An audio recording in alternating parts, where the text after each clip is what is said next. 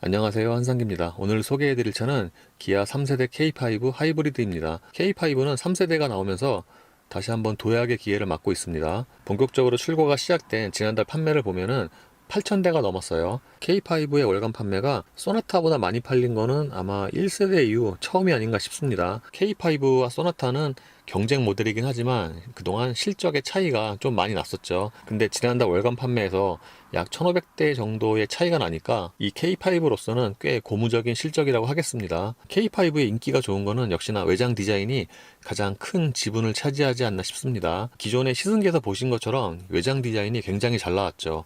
K5는 1세대에서 파격적인 스타일링으로 큰 호평을 받았는데 이 신형은 최소 그와 비슷하거나 더 낫지 않나 싶습니다. K5는 구형처럼 얼굴이 두 가지로 나오죠. 구형 같은 경우에는 트림에 따라서 달랐는데 이 신형은 엔진에 따라서 얼굴이 조금 다릅니다. 그러니까 1.6 터보와 2.0 가솔린 그리고 하이브리드가 얼굴이 좀 달라요. 가솔린의 얼굴이 좀 사납고 스포티한 느낌이라고 한다면은 이 하이브리드의 얼굴은 그거보다는 조금 순하죠. 만약에 하이브리드만 나왔다면은 이것만으로도 충분히 스포티하다고 할 건데 가솔린과 비교해 보면은 상대적으로 좀 순하게 느껴집니다. 그래서 취향의 차이겠지만 가솔린보다는 하이브리드의 얼굴이 더 마음에 드시는 분도 있을 것 같아요. K5는 전반적으로 외장 디자인에서 디테일들이 굉장히 많습니다. 이 주간등도 측면으로 이렇게 꺾이는 그런 디자인이어서 좀 눈에 잘 띄고요. 헤드램프와 그릴의 디자인은 뭔가 미국의 머슬카를 연상시키게 하는 그런 디자인입니다. 그리고 요즘의 트렌드에 비하면은 헤드램프의 크기가 그렇게 크진 않죠. 차체 사이즈는 구형보다 전반적으로 커졌고요. 대신에 전고는 낮아졌죠. 그리고 대부분의 기아차가 그렇듯이 동급의 현대차에 비해서 전장은 조금 길어요. 이 K5 같은 경우에는 휠베이스도 근소하지만 조금 더 길고요. 소나타처럼 이 K5도 후면의 디자인이 패스트백 스타일로 바뀌었죠. 전통적인 세단에 비하면 이 트렁크 부분이 좀 짧은 편이고요. 어코드도 그렇고 요즘에 나오는 이런 중형급 세단이 패스트백 스타일의 디자인을 많이 채용을 하는 것 같아요. 1.6 터보는 트렁크 오른쪽에 1.6T라고 붙어 있고요. 이 하이브리드는 에코 하이브리드라는 배지가 붙어 있죠. 그리고 점등이 됐을 때 이렇게 점선으로 이어지는 테일램프는 K7과 거의 비슷합니다. 참고로 머플러는 장식이고요. 자세히 보시면은 저희가 플라스틱으로 이렇게 막혀 있죠. 그리고 이 차가 하이브리드인 것을 생각을 하면은 이 범퍼 하단 쪽의 디퓨저 디자인도 좀 스포티합니다. 타이어는 피렐리의 피제로 올 시즌, 사이즈는 215에 55와 17입니다. 1.6 터보의 경우에는 최대 19인치까지 들어가는데 하이브리드는 17인치가 가장 큰 사이즈죠. 가장 작은 사이즈는 16인치고요. 타이어 종류는 세 가지입니다. 예, 실내 디자인도 확 달라졌죠. 대부분의 신차가 그렇긴 하지만 신형이 나오면 구형의 디자인은 갑자기 오래돼 보이는데 이 K5 역시 그렇습니다. 실내 디자인은 외장처럼 그 디테일에 좀 신경을 많이 썼어요. 그러니까 자세히 보면은 이곳저곳에 좀 장식이 많죠. 예를 들어서 이 송풍구만 봐도 이 하단 쪽에 이렇게 빨래판 같은 장식이 있잖아요. 이게 시각적으로 보기가 좋습니다. 대시보드의 전체적인 높이는 약간 높게 느껴지고요. 실내에서 특징 중에 하나가 대시보드와 도어 트림에 적용된 이 우드인데 이 우드의 색깔 때문에 실내가 좀 어두워 보이는 것 같아요. 그래서 이 K5는 그 내장 색상 그 베이지가 들어가는 게 다른 색깔에 비해서 훨씬 보기가 좋습니다. 그리고 실내의 전반적인 디자인이나 소재는 소나타가 좀 더 낫다고 느껴지고요. 모니터는 10.25인치 와이드 타입이 적용이 됐고요. 돌출형입니다. 이렇게 잡고 흔들어 보면은 소리나 움직임은 거의 없는 편이고요. 이 대시보드 자체가 약간 좀 운전자 쪽으로 이렇게 튀어나와 있어서 시트에 등을 딱 붙여도 팔을 뻗으면은 이쪽까지 손에 잘 닿습니다. 그리고 대부분의 차들처럼 모니터부터 공조장치가 있는 센터 패시아 부분까지 운전자 쪽으로 약간 틀어져 있어요. 그래서 좀 더 시각적으로 잘 보이게 디자인을 했죠. 지금은 홈 화면이고요. 여기서 슬라이딩을 시켜서 주요 메뉴로 접근을 할 수가 있습니다. 기존의 시승기에서 말씀을 드린 것처럼 최근에 나온 주요 편의 장비들이 거의 다 들어갔죠. 이 차는 하이브리드라서 여기에 하이브리드 메뉴가 추가가 됐죠. 여기로 들어가면은 연비 정보, 그리고 이 에너지 흐름도도 이렇게 크게 확대해서 볼 수가 있죠. 소나타 하이브리드처럼 이 K5 하이브리드 역시 솔라루프가 적용이 됐습니다. 참고로 이 솔라루프는 연비를 좀 더 높이는 효과가 있고요. 그리고 여기로 들어가면은 총 누적 발전량까지 확인을 할 수가 있습니다. 차량으로 들어가면은 말 그대로 차량과 관련된 주요 메뉴로 접근할 수가 있는데 지금 보시는 것처럼 이렇게 아이콘을 클릭을 하면은 그 전환되는 속도가 조금 늦은 편이에요. 여기에 적용된 이 메뉴의 인터페이스는 기존의 기아차와 동일하고요. 운전자 보조에 들어가면은 이렇게 많은 메뉴가 나오고요. 최근에 적용된 그런 편의 ADAS라고 하죠. 그게 거의 다 적용이 됐습니다. 드라이브 모드의 커스텀에서는 파워트레인과 스티어링을 개별적으로 선택을 할 수가 있어요. 지금은 스티어링이 컴포트로 돼 있고 파워트레인은 에코로 돼 있죠. 무드 조명은 대시보드와 도어 트림에 적용이 되어 있는데 그 그래픽이 좀 독특하죠. 저 그래픽 디자인은 약간 좀 호불호를 탈 수가 있어요. 그리고 대부분의 차들처럼 이 차도 파란색 계열이 가장 예쁘고 좀 더 빛이 강한 것 같아요. 그리고 이 무드 조명의 적용 범위가 아주 그렇게 넓진 않습니다. 1열에서 2열 시트의 열선까지 제어를 할 수가 있죠. 지금 보시는 것처럼 좌측과 우측을 별도로 설정을 할 수가 있고요. 단계는 2단계죠. 모니터와 송풍구가 있는 부분이 약간 좀 튀어나와서 이 공조양치는 상대적으로 좀 들어간 느낌이 있는데 이게 약간 기울어져 있어서 눈에는 잘 들어옵니다. 공조양치에 별도의 액정이 있는 것도 장점이라고 하겠습니다. 현대기아차의 친환경차 모델은 이렇게 드라이버 올리라고 버튼이 있죠. 그러니까 말 그대로 공조양치가 운전자 쪽에만 나오는 거죠. 지금은 서라운드 뷰 화면이고요. 여기 버튼을 눌러서 앵글을 달리해서 볼 수가 있습니다. 화질은 평범한 편인데 지하주차장 같이 좀 어두운 곳에서도 잘 보여요. 그리고 이쪽에 표시되는 탑뷰는 이렇게 확대를 해서 볼 수도 있습니다. 커버를 올리면은 여기는 수납 공간이죠. 보통 현대기아차는 이 기어 앞쪽에 수납 공간에 무선 충전 패드가 있잖아요. 근데 K5는 뒤쪽에 있고요. 여기는 말 그대로 그냥 수납 공간입니다. 이 안쪽에는 C볼트와 USB 단자 두 개가 있고요. 사소한 문제긴 한데 이 앞쪽의 공간이 용량이 괜찮거든요. 근데 지금처럼 노트 10 플러스를 딱 넣으면은 여기 딱 꽉 껴갖고 이렇게 넣으면은 뺄 때 약간 좀 애를 먹긴 합니다.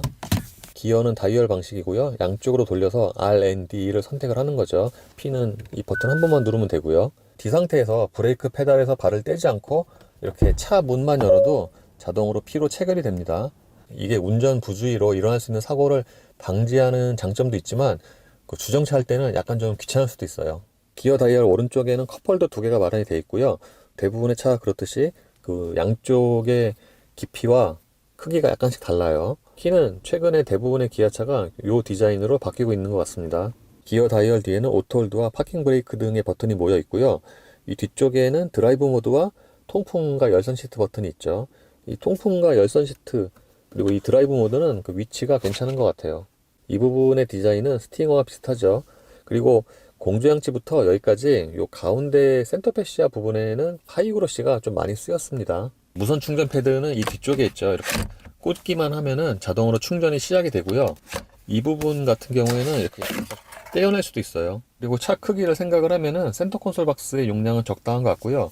그 높이 자체가 아주 높은 편은 아닙니다. 계기판은 풀 디지털이고요. 테마는 A와 B가 있는데 지금이 A고요. 이게 B죠.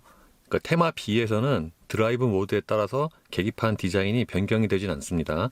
테마 A에서 디자인이 드라이브 모드 바꾸면 변경이 되죠. 지금이 스마트고요. 드라이브 모드를 변경을 하면은 이게 에코, 스포츠, 커스텀. 디자인으로 보면은 스포츠보다는 에코가 더 나은 것 같아요. 디자인이 바뀔 때 그래픽의 변경도 자연스러운 편입니다. 요 가운데 부분에서는 에너지 흐름도어와 트립 컴퓨터, 타이어 공기압 등의 정보가 표시가 되고요. 이 컨텐츠 구성으로 들어가면은 여기에 표시되는 정보를 선택을 하거나 뺄 수도 있죠. 계기판에는 후측방 모니터도 적용이 되어 있습니다. 방향지시 등을 켜면은 이렇게 이쪽 편의 화면이 계기판으로 이렇게 출력이 되는 거죠. 차선 변경을 할 때 전적으로 이것만 보고 할 수는 없는데 사이드 미러와 같이 보면은 사각지대를 줄여주는데 도움이 됩니다. HUD의 시인성은 괜찮은 편이고요. 여기에는 주행 경로 안내와 도로교통 표지판, 주행 보조, 후측방 안전정보, 라디오 등의 정보가 표시가 됩니다. 그러니까 여기에 표시되는 정보가 좀 많은 편이죠. 이 운전대는 외장 디자인처럼 스포티하게 생겼죠. 성인 남자 기준으로 림의 굵기는 적당한 편이고요. 림에 씌워진 가죽의 느낌도 괜찮습니다. 이렇게 만져보면 약간 좀 푹신하죠. 스포크에 있는 버튼들의 인터페이스는 기존의 기아차와 동일합니다. 시트는 성인 남자 기준으로 보면은 등받이와 쿠션 모두 크기가 적당합니다. 몸에 좀 딱 맞는 그런 사이즈예요. 이 시트 쿠션은 앞부분을 연장하는 기능은 없는데 그 길이가 모자라지는 않습니다. 그리고 시트의 쿠션은 약간 좀 탄탄한 편이고요. 그리고 시트의 가죽은 눈에 보이는 것에 비해 옷에 닿는 촉감이 그만큼 좋지는 않습니다. 시트의 포지션은 어느 정도는 좀 밑으로 내려가는 편입니다. 실내의 다른 부분처럼 이 도어 트림도 그 디자인적으로 좀 멋을 냈죠. 여러 가지 선들이 섞여 있기도 하지만 색상도 여러 가지가 쓰였습니다. 이 3세대 K5는 유리가 상하향 모드 원터치예요. 현대기아차가 원터치 유리에 조금 인색한데 이 K5는 4개 모두 다 원터치가 적용이 됐고요. 참고로 소나타는 1열만 원터치죠. 도어 포켓의 용량도 괜찮은 편입니다. 폭은 좁은데 안쪽으로 조금 깊게 파여 있죠. 스티어링 칼럼 왼쪽에는 헤드램프와 계기판 밝기 조절, 차로이타 경고, ESC, 트렁크, 배터리 리셋 버튼 등이 모여 있습니다. K5의 실내는 부분적으로 소재나 디자인이 떨어지는 곳이 있는데 지금 보시는 이 버튼 등이 그렇습니다. 그러니까 실내의 다른 부분에 비해서 저쪽의 버튼이 좀 안 예쁘죠. 기존의 K5와 소나타는 2열의 레그룸이 동일했죠. 근데 이 신형으로 넘어오면서 약간 좀 차이가 생겼어요. 이 K5는 소나타보다 휠 베이스가 10mm가 길잖아요. 그래서 그 정도만큼 2열의 무릎 공간에서 좀 차이를 보이는 것 같아요. 소나타는 제가 앉았을 경우에 2열의 무릎 공간이 주먹이 2개 정도가 들어가는데 무릎과 앞시트 사이에, 근데 이 K5는 2개 반 정도가 들어갑니다. 그러니까 근소한 차이지만 2열의 레그룸은 K5가 조금 더 넓은 거죠. 그리고 2열인 것을 생각을 하면은 시트의 크기도 괜찮은 편이고요. 무엇보다도 등받이 각도가 괜찮죠. 그러니까 적당히 좀 뒤로 넘어가 있습니다. 그리고 2열의 거주성에서 중요한 것 중에 하나가 그 쿠션의 길인데, 이 차는 그 쿠션의 길이도 그렇게 짧지가 않아요. 제가 앉아도 허벅지 뒤가 그렇게 많이 남지 않습니다. 방금 말씀드린 것처럼 2열의 무릎 공간은 소나타보다 근소하게 낮다고 생각이 되고요. 1열 시트를 가장 낮췄을 경우에 이 밑으로는 신발이 약간 좀 빠듯하게 들어가죠. 그러니까 다 넉넉하게 들어가진 않아요. 2열 승객을 위해서는 센터 콘솔 박스 뒤에 12V와 USB 단자 하나가 마련이 되어 있고요. 열선 시트도 2단계가 마련이 됩니다. 2열에는 블라인드도 마련이 되어 있고요. 2열 유리는 요만큼이 남아요. 구형처럼 이 스키스루 커버는 그 좌우의 폭이 좀 넓은 편입니다. 트렁크는 키나 도어 트림에 있는 버튼으로 열 수가 있고요. 닫는 거는 수동이죠.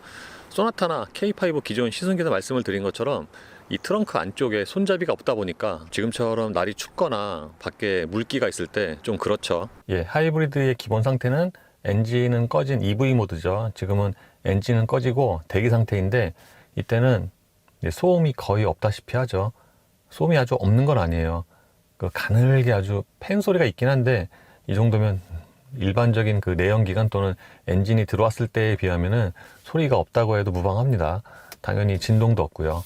그리고 이 상태에서 공조장치를 1단을 키면은 다른 부분이 조용하다 보니까 그 1단만 틀어도 그 이 팬 소리가 조금 크게 들리긴 하죠. 그리고 대부분의 하이브리드에 해당되는 얘기긴 한데 시동이 되면은 그 엔진 소리가 상대적으로 더 크게 들리는 것 같아요. 이 차 같은 경우에는 상대적으로 더 크게 들리기도 하지만 실제로 엔진 소리가 좀 커요. 아주 그 비싼 하이브리드 빼고 거의 비슷한데 이 차 같은 경우에는 엔진 시동이 걸렸을 때 그 엔진 소리가 그 가솔린 엔진 치고는 좀 큰 편입니다. 이 차의 파워트레인은 2리터 가솔린 엔진과 6단 자동 변속기 전기 모터로 조합이 됩니다. 이 파워트레인은 소나타 하이브리드와 같이 쓰죠. 하이브리드는 배터리 잔량이 있을 경우에 EV 모드로 주행을 하죠. 물론 항상 EV 모드로 가는 건 아니고요.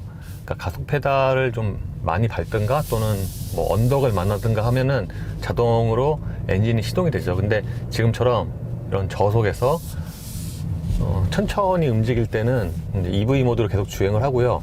오늘 같은 경우에는 날씨가 추워서 그 EV 모드의 그 가동 시간이 확실히 좀 그 날씨가 따뜻할 때에 비해서는 좀 짧은 편이에요. 지금도 금방 이제 엔진이 들어왔죠. 보통 내연기관에서 에코 모드 하면은 뭔가 좀 힘이 빠지고 특히 가속 페달 초기 반응이 좀 답답해서 뭔가 좀 이렇게 더딘 느낌이 있잖아요. 근데 이 차는 저속에서 전기 모터가 보조를 하기 때문에 에코 모드라고 해도 그런 좀 답답함이 좀 덜하죠. 그러니까 가속 페달 이렇게 많이 안 밟아도 비교적 좀 쉽게 차가 기동을 합니다. 보통 하이브리드 하면은 조용하다는 선입견이 있는데 이제 그거는 공회전이나 저속 같은 그런 좀 특정 상황에서 조용한 거고요. 보통의 경우 그러니까 그 방음을 얼마나 했냐, 그러니까 그 차의 그 가격 또는 급을 생각을 해서 방음을 하잖아요. 그거에 따라서 이제 방음도 좀 결정되긴 하죠. 그래서 하이브리드나 전기차가 좀 급이 낮은 차 같은 경우에는 생각보다는 그렇게 안 조용해요. 이 차 같은 경우에는 기본적으로 그 하체 방음이 그렇게 나쁜 편은 아니에요. 지금처럼 90km 정도로 정속 주행을 하면은 그 타이어 소음이 좀 잔잔하게 들어와요. 이 차가 기본적으로 하체 방음이 좀 괜찮은 것 같긴 한데 타이어 자체가 그렇게 소음이 많이 안 나죠. 그래서 정속 주행 시 그 하체에서 올라오는 타이어의 소음은 그렇게 큰 편은 아니고요.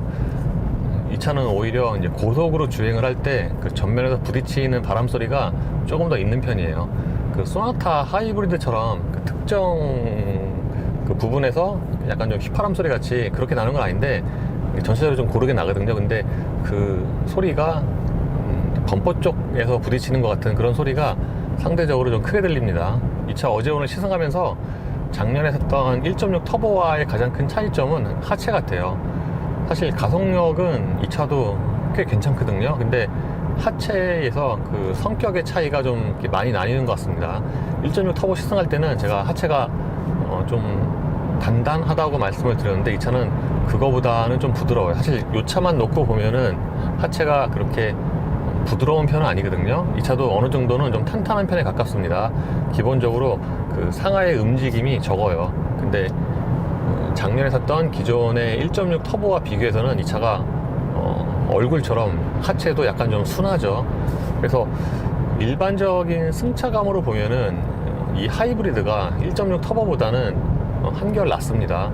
1.6 터보는 그 느낌 자체가, 그러니까 하체 때문에 그 차는 좀 천천히 달려도 뭔가 좀 스포티하거든요, 느낌이. 근데 이 차는 불특정 다수에게 어필할 만한 그런 하체의 승차감이라고 생각을 합니다.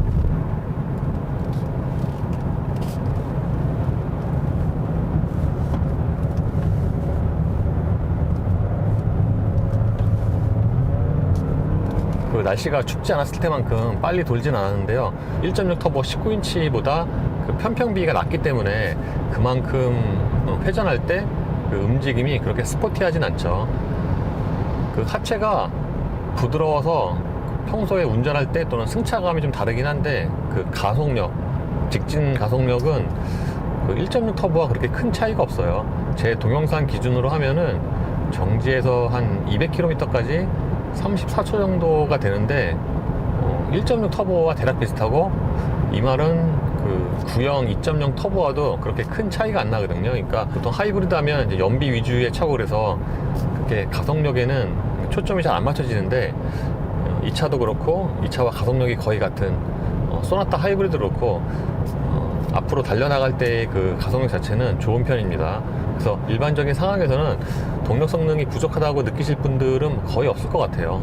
이 차는 드라이브 모드가 스마트와 에코, 스포츠, 커스텀 4가지인데 주로 사용하는 게 에코 아니면 스포츠죠.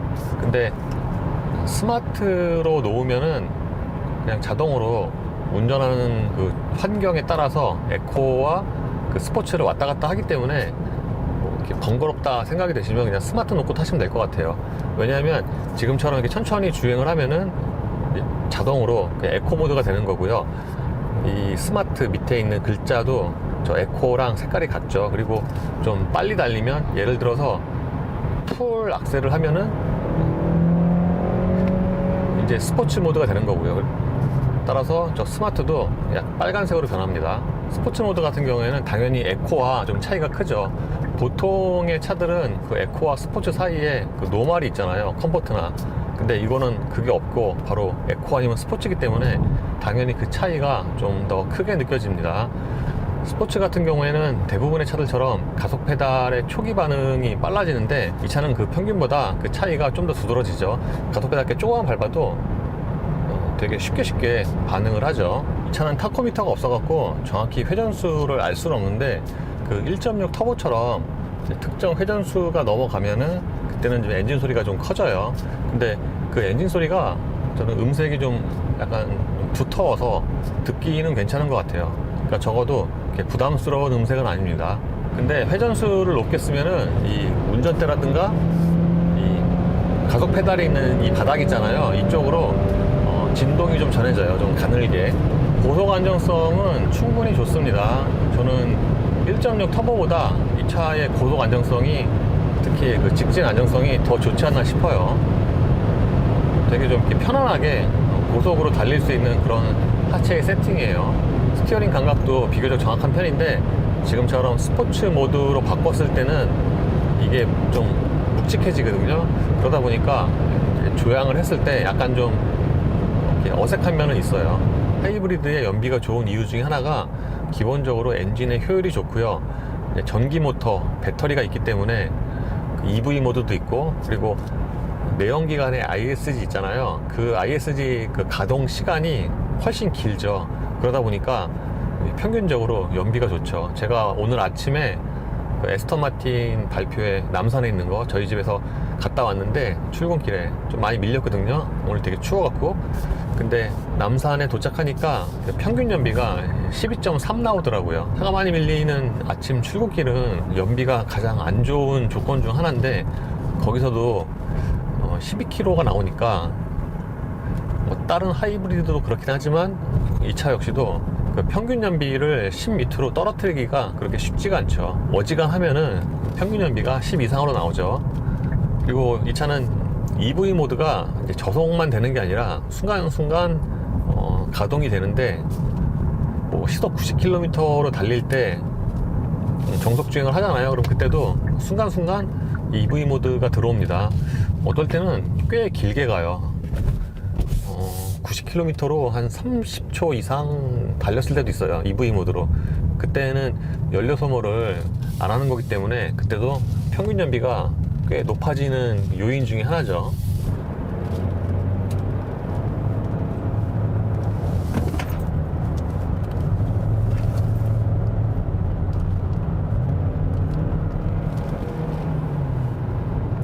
이 차가 1.6 터보보다 그 느낌이 스포티하진 않은데, 하체가 좀 그에 비해 부드럽다 보니까 뭔가 마음은 더 편하네요. 그러니까 확실히 엔진도 그렇고 이 차가 좀 더 부드럽고 안정적인 그런 느낌입니다. 그래서 이 차가 가속력이나 연비도 괜찮고 승차감도 1.6 터보보다 더 좋다고 느끼거든요.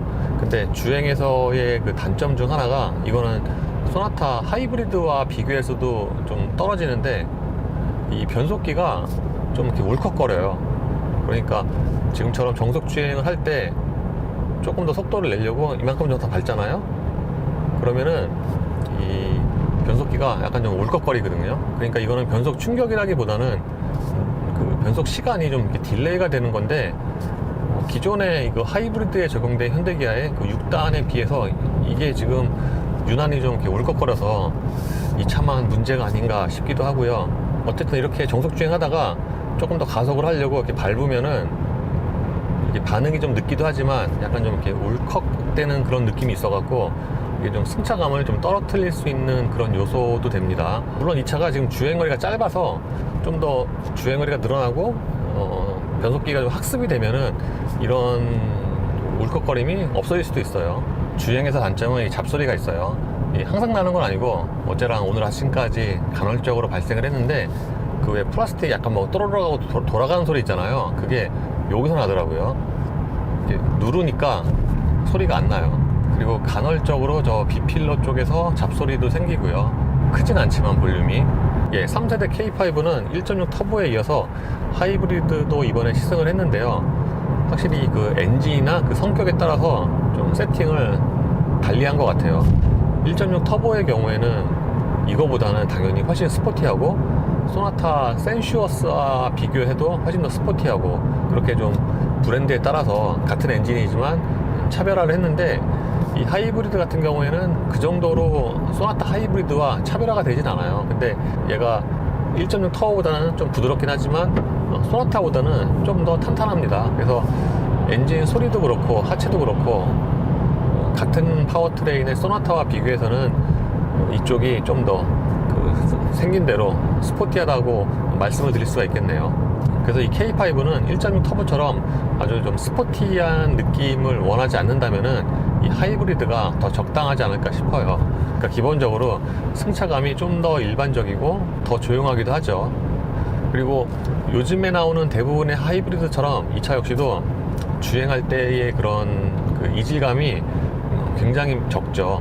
천천히 달리거나 브레이크를 밟을 때 그 고주파음 있잖아요. 약간 찡하는 소리가 들리긴 하지만 그게 아주 이렇게 귀를 거슬리거나 승차감을 떨어뜨릴 정도는 아닙니다. 항상 또 들리는 것도 아니고요.